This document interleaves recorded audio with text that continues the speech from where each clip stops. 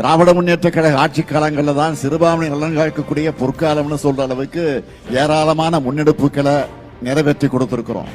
திராவிட model ஆட்சி வந்த பிறகு பொறுப்பேற்ற பிறகு செய்யப்பட்டிருக்கக்கூடிய திட்டங்கள்ல ஹைலைட்டா சிலவற்றை சொல்லணும்னா, திராவிட மாடல் அரசு மாணவ மாணவியர் விடுதிகள்ல தங்கி படிக்க அவங்களுடைய பெற்றோருக்கான ஆண்டு வருமான உச்சவரம்பையும் பல்வகை செலவின தொகையும் உயர்த்தி இருக்கிறோம்.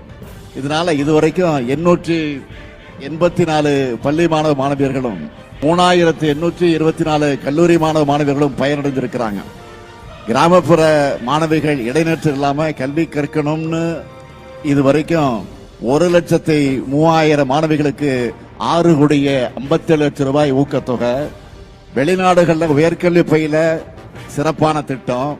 1 முதல் 8ஆம் வகுப்பு வரை படிக்கிற 90,723 மாணவிகளுக்கு 1000 ரூபாய் கல்வி உதவித்தொகை. அரசு உதவி பெறக்கூடிய சிறுபான்மையில பள்ளிகள்லயும் முதலமைச்சருடைய காலை உணவு திட்டம். கல்லூரி மாணவிகளுக்கு மாதம் 1000 ரூபாய் வழங்கக்கூடிய புதுமை பெண் திட்டம்னு செயல்படுத்தி கொண்டிருக்கிறோம். நல வாரியத்தில் உறுப்பினர்களாக பதிவு செய்வதற்கான நிபந்தனைகளை தளர்வு செஞ்சு 5000க்கும் மேற்பட்ட நபர்களை உறுப்பினர்களாக சேர்த்திருக்கிறோம்.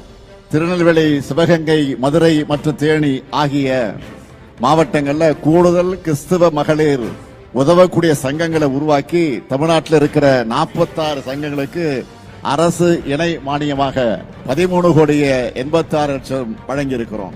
சிறுபான்மையினரால் நடத்தப்படக்கூடிய 456 கல்வி நிறுவனங்களுக்கு நிரந்தர அந்தஸ்து சான்றிதழ்கள் வழங்கி இருக்கிறோம்.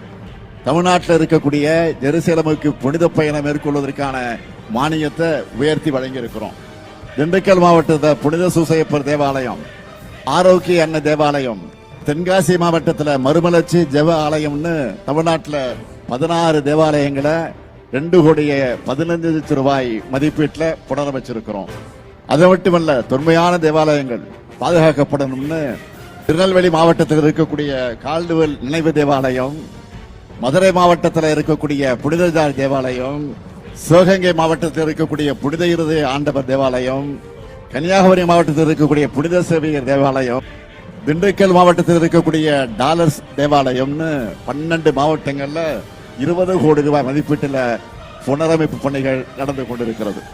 அடுத்து நம்முடைய சகோதரர் இனிகோ அவர்கள் கோரிக்கை ஏற்று விருதுநகர், தேனி, ராமநாதபுரம், சிவகங்கை, தென்காசி மற்றும் திண்டுக்கல் ஆகிய 6 மாவட்டங்கள்ல புதுசா கல்லறை தோட்டங்கள் அமைக்க அரசு நிலங்கள் ஒதுக்கீடு செய்யப்பட்டு பணிகள் நடந்து கொண்டிருக்கிறது.